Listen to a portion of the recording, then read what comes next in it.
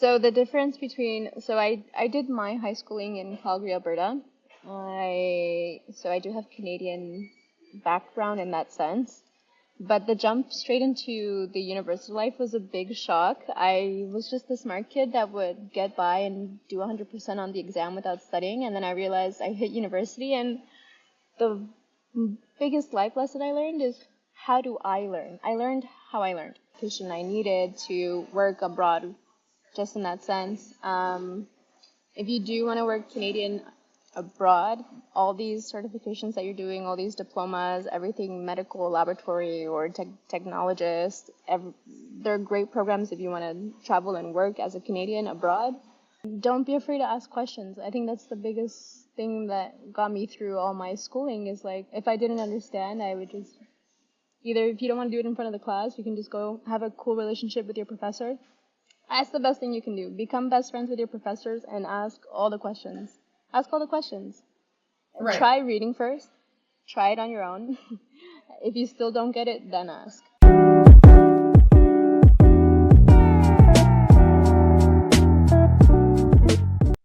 Hi, my name is Starry. I'm here with my guest Camila today. Camila was a student at Cambria College. She studied medical laboratory assistant and she was born in Colombia but grew up here.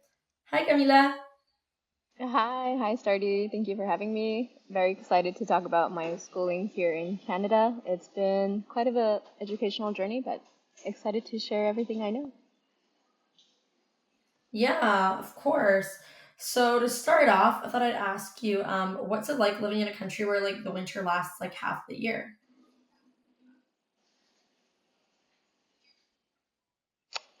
Canada, I've lived in a few different provinces in Canada, Ontario, Alberta, and now I'm out in British Columbia. And honestly, British Columbia has been the nicest, warmest in all of Canada, but we still have maybe, I would say, 2 months max of winter. It gets a little rough, but if you have good friends and good support, you make it through the little dark months or rainy months more than snow. Yeah, of course. Was it like hard like living in those other provinces though where it was like where they had like colder winters like half the year? Winter was like minus 50. It was Oh my crazy. God. And it lasted like, there was some point in Alberta, I was living in a few different cities too. Crazy wind, they call them the Chinooks, and then you're getting hail and snow super deep. I remember just being so cold, but the best part of university life was having all my friends with me and our study groups. Yeah, so it like helps like make it go by like quicker, I guess, the season and all that. Yeah, it's Yeah, about building friends and community. Yeah, for sure. of course. Great. Well, okay, I'd love to hear a lot more about your experience living here, studying here. And obviously, today we're going to talk a little bit more about your experience. What was it like adapting to the weather? Obviously, because I know that, you grew up in so many different places. And also, yeah, like talking about the costs of living here and studying here and also like what student life was like at Cambria. So, without further ado, I will jump into my next question. What was the difference between high school and Amazing. university for you?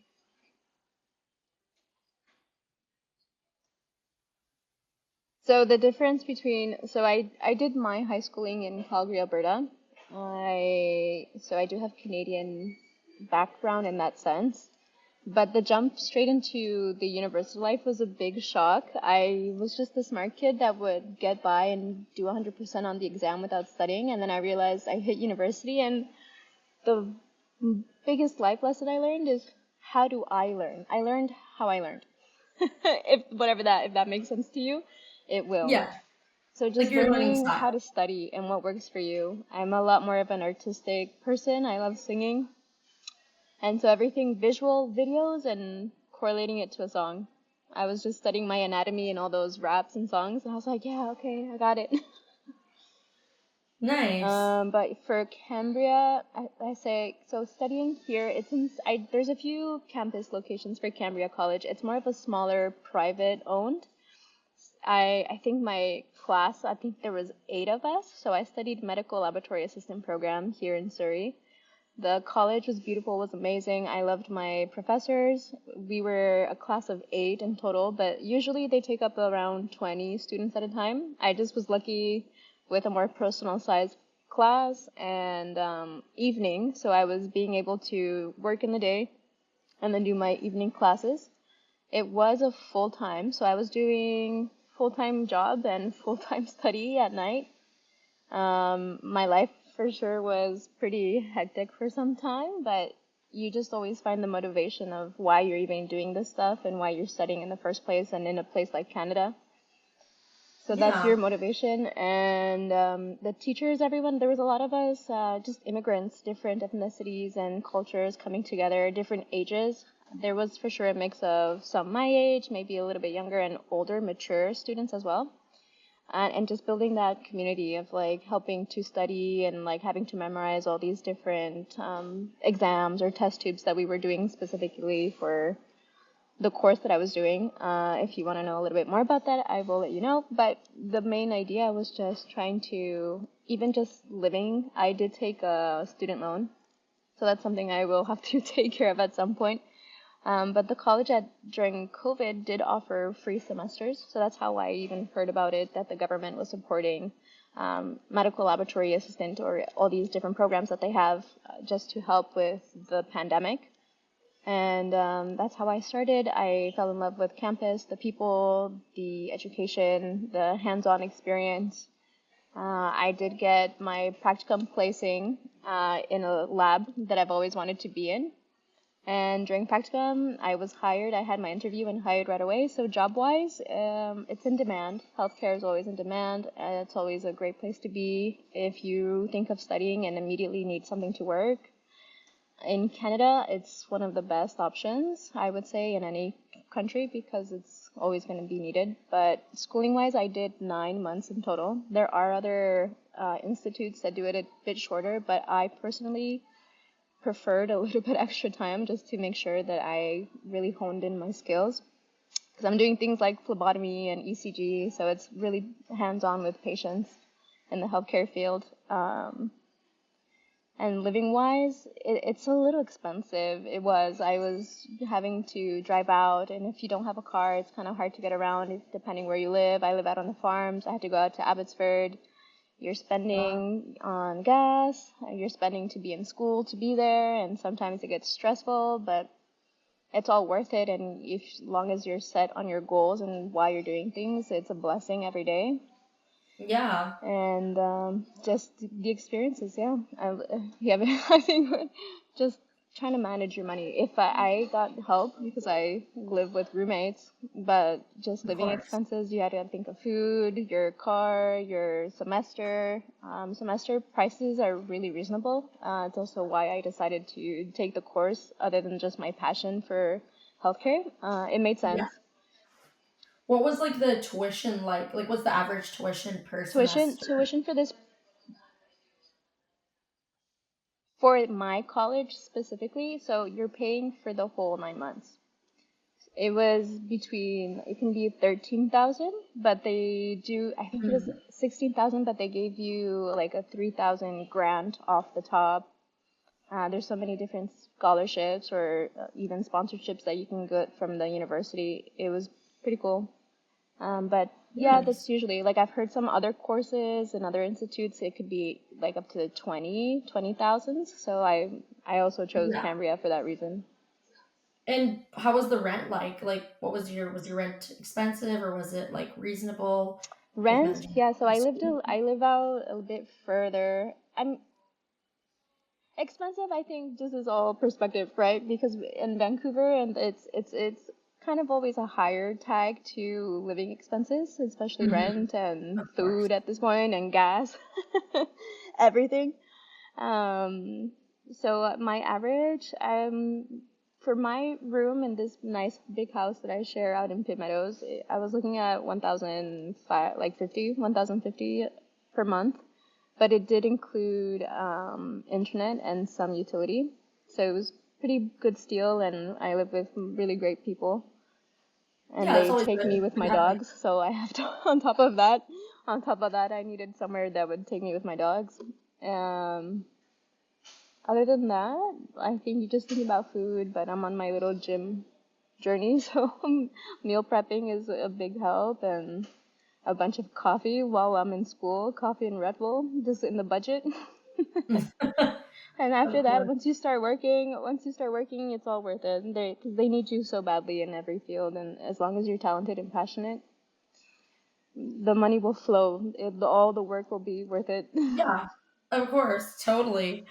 Okay, so my next question is what was it like balancing like your school with like a part-time job and like social life?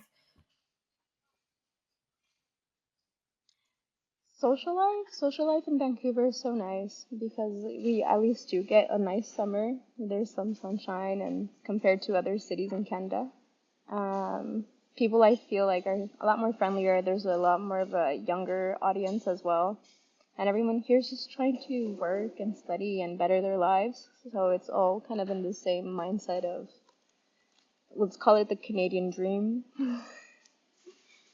But like how did you balance specifically like for you like having like your social Oh, life with while you were in school?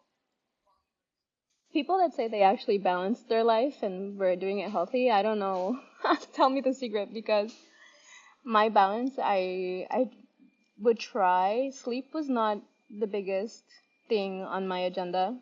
I needed, at least on Tuesdays, like I'm a singer, so I would go to the studios on Tuesdays with all my friends, and I'd be up late downtown just in my uniform, in my scrubs, but just having a good time singing and producing or listening to new tracks at the studio. But at least like I knew that every Tuesday I would have my one break in the week. And the rest of the Mm. time it's just you dedicate it to one gym, God, family, and work and school. So like working full time and then go to school after, hit the gym, come home. Mom would leave me a nice meal for me to eat at like midnight because that'd be the time I'd be getting home. And then do it Yeah. again, wake up at 5 a.m. and be at work at 6, and your day just disappears. You're too busy to complain about anything. There's no time to to think. You just do. You do. And at the end of the night, you get your certificate, your little diploma, and you're like, yeah, I did it. Yeah, I cried all for this little piece of paper. But it's worth it. It's worth But it it's in the end, amazing. especially in It's this a economy. fulfilling feeling. I love It's school. so I've been in worth it. school for so long. I don't think I'll ever stop being in school. That's smart. Always keep trying to train your brain. I love that. I'm like that too. I always like to Always learn new learning. things. Yeah.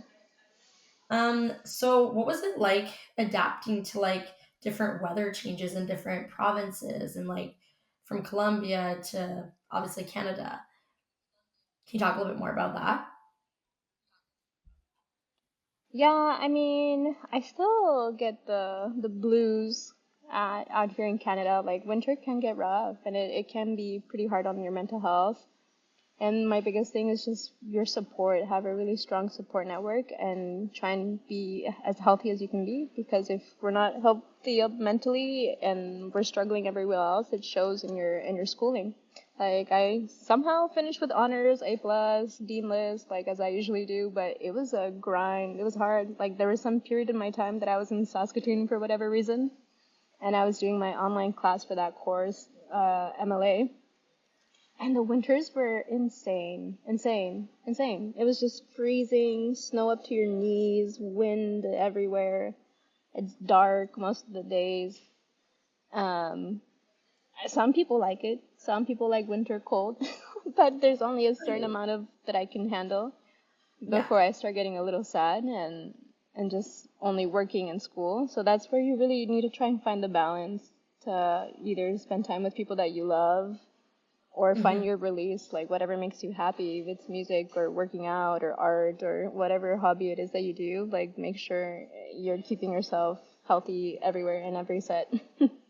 of Compared to course. Colombia, don't even get me started. Colombia was nice and sunny. We have the water, we have rivers, we have fun music all the time, amazing food, and the sun lasts forever. Yeah, so So I definitely a lot actually talked warmer. about this with one of my professors back, but a lot warmer and a lot more sunshine, and the people are even warmer. Yeah. And so I know you talked a little bit about this earlier at Cambridge. You said there was a little bit of like diversity, different cultures. So like what's it been like for you to like live in a diverse country? Like do you like the multiculturalism? Has you have you learned anything from it?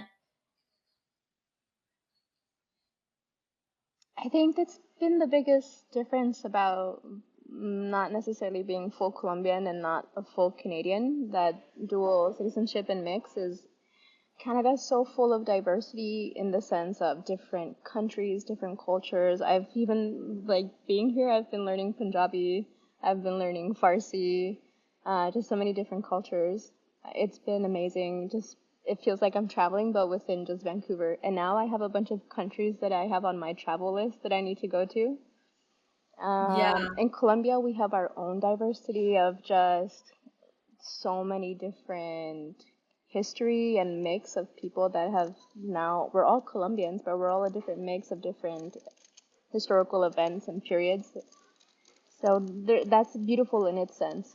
Both versions are so beautiful and just rich in history, culture, and love and passion for one another as humans and where we come from.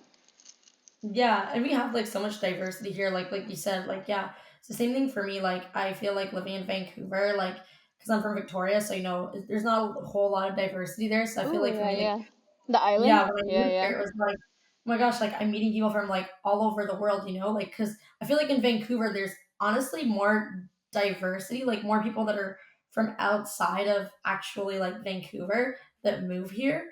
And so, like, it's the same thing. Like, I learn about like different cultures, different like languages. Like, I have also friends that are from Iran. So, also, the same thing. Like, I mean, I don't learn Farsi, but I hear them speaking Farsi Hello. and I hear different Yeah. languages. Like I also ended up going to like a Punjabi, like a Bollywood, like Club Mumbai. Like there's like an Indian club here, and I love it. Like because it's such different music. So I'm going to like the Indian club. And there they have like Bollywood music, and they also have like Punjabi. So you can like choose between like Punjabi or like Bollywood, and it's so cool because like Vancouver just has that. It's like it's so diverse that like there's a club. I feel Yeah. like or like a club for like literally like every different ethnic group. Like there's like K-pop clubs, J-pop, like even Vietnamese. Like Yeah. there's really Vietnamese events that are done here like once a month, and it's so cool because I'm half Vietnamese. So yeah, and there's like also like the Latin clubs. There's like even like some like Brazilian events. So there's just so much, right? Yeah, I know all about those Latin ones. Yeah, me too. So my next question is, what kind of clubs or like extracurricular activities were No, offered yeah. at Cambria?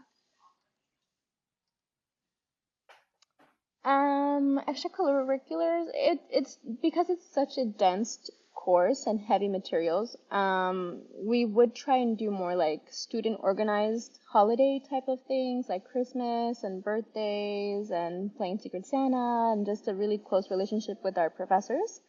But as far as that, I believe they're still growing now. Back when I was studying, it was still kind of small, and now they've done a bunch of remodeling and added a new building. So I'm excited to go back and possibly work together with my university and my college and see all the new things they've added. And but for now, back when I was studying, yeah, it was more like us putting little events together and becoming friends and making a little WhatsApp group, and yeah, that's about it.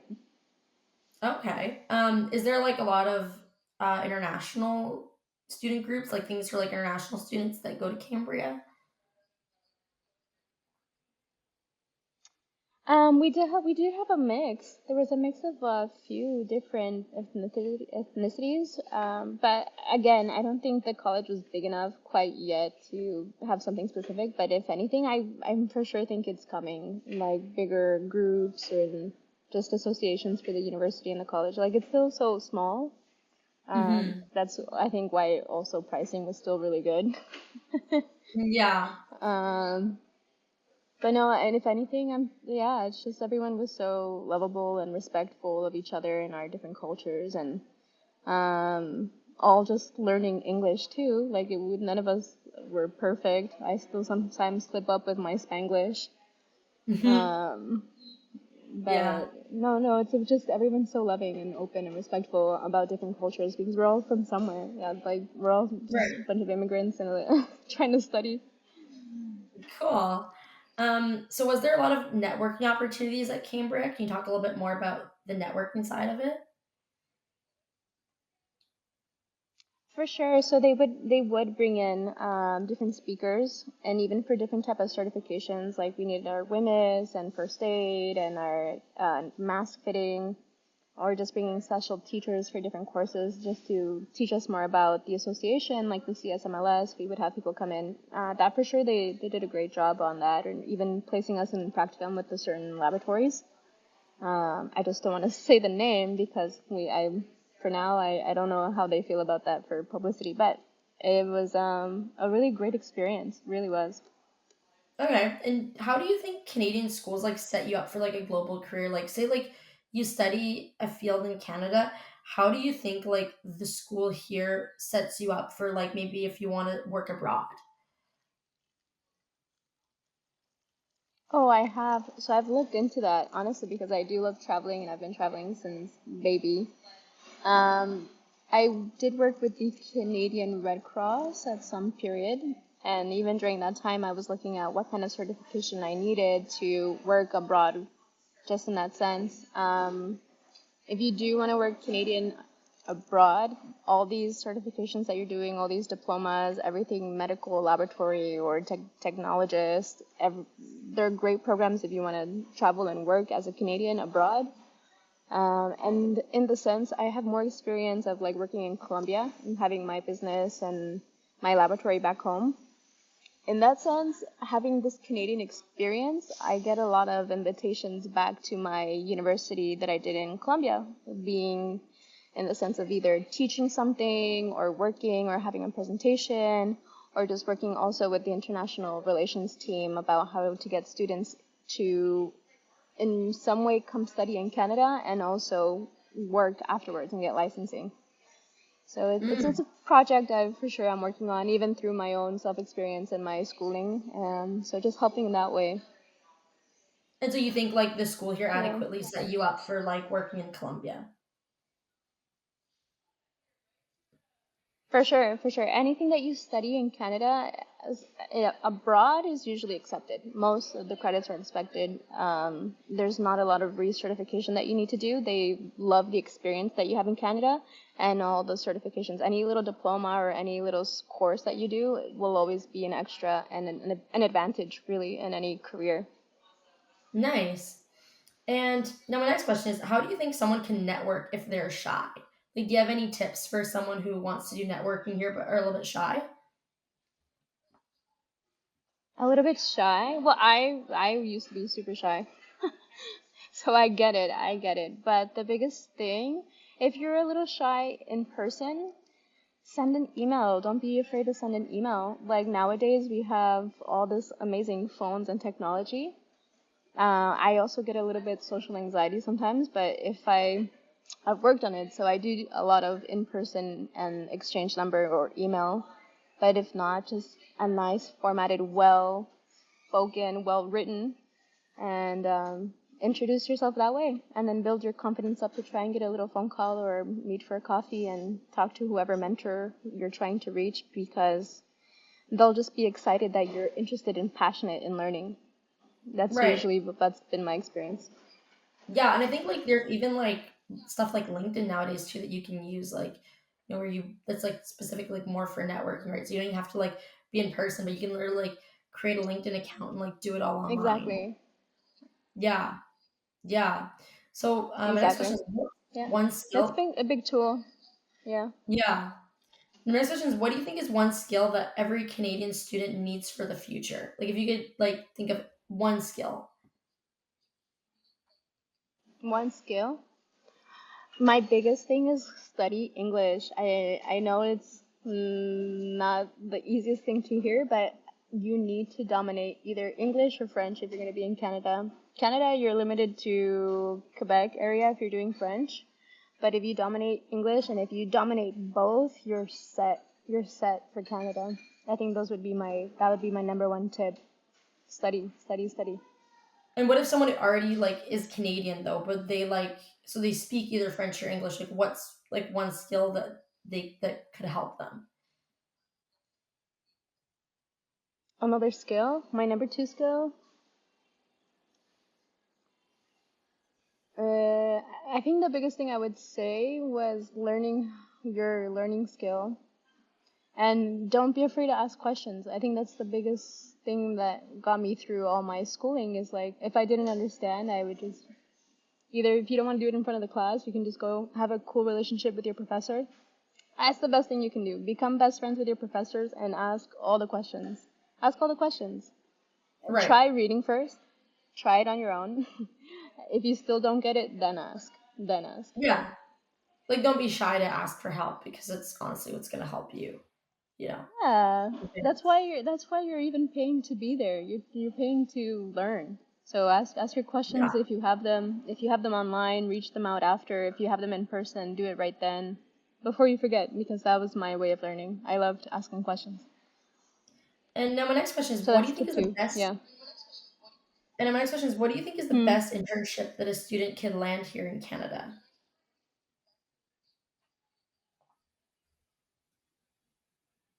Sorry, I totally missed that word. What is the best? Or what is the best internship a student could land here in Canada? Like, what do you think? Oh, Like, mm-hmm.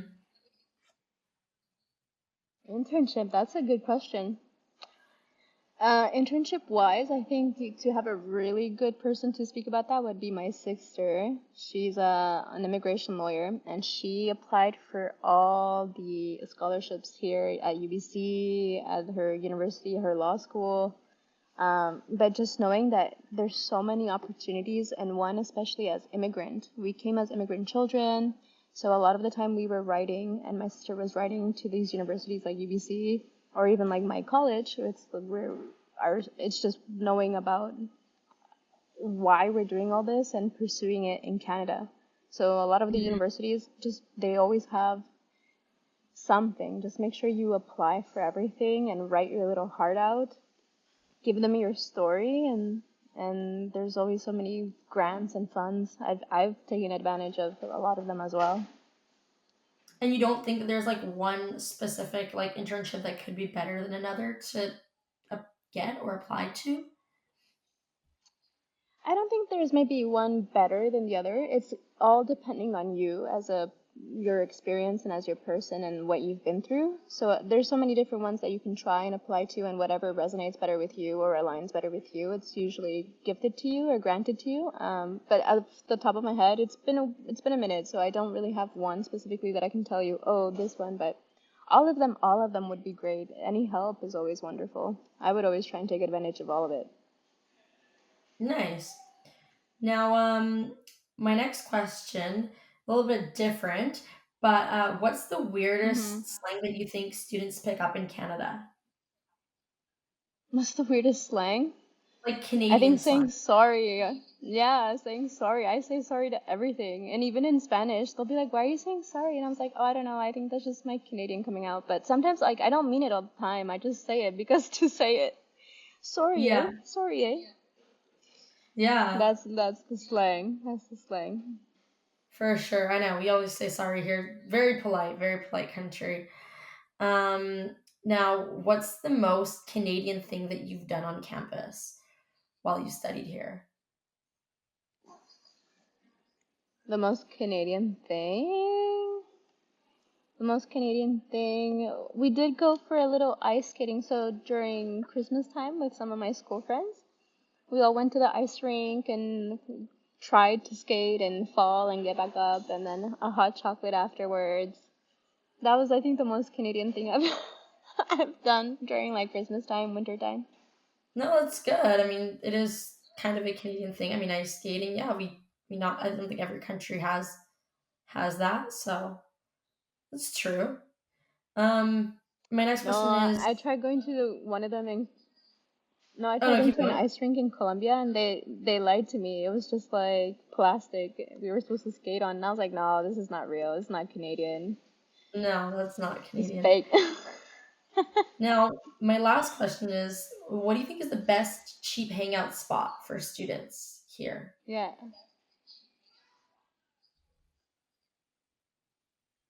Cheap, cheap, cheap. Tim Hortons. Tim Just get Hortons. yourself a nice Tim Hortons. Yeah, Yeah. you have your like laptop at midnight. No, I'm kidding. It's probably like 7 p.m. chugging another coffee, a double double, and a nice what do I love getting my hash browns and a Mm, cream yes. cheese, 4 cheese bagel, and Yes. keep studying. Yeah, and like Tim Hortons is like That's a nice cheap spot. pretty That's Canadian where I used to staple. go to. Yeah. And like it's also pretty Canadian It's a staple too, staple. like It's a Tim Canadian Hortons. staple. It is. Mhm. Yeah. It I mean it's is. expanding now, but it was like, originally like from here, so definitely something to be proud of too. Yeah. All right. Proudly, Well, proudly Canadian. yeah. Well, those were all my questions for you today. Thank you so much for coming on the podcast. Honestly, it was really nice hearing about your journey and your experience living here, and then hearing about your experience too from like coming here from Colombia. In this podcast, we talked a little bit about, just the different ways to network, how to network when you're shy, like just a little bit of the different things that Cambria offers. We heard about what's it like living in a climate where, there's a lot of winter and cold, and yeah, we talked a little bit about the different Canadian staple things. So yeah, thank you so much for coming. And in my next podcast, I'll be talking to Sean, and Sean was a student at SFU studying criminology. So yeah, stay tuned for that. Wow, Thank you so cool. much. Bye. Ciao.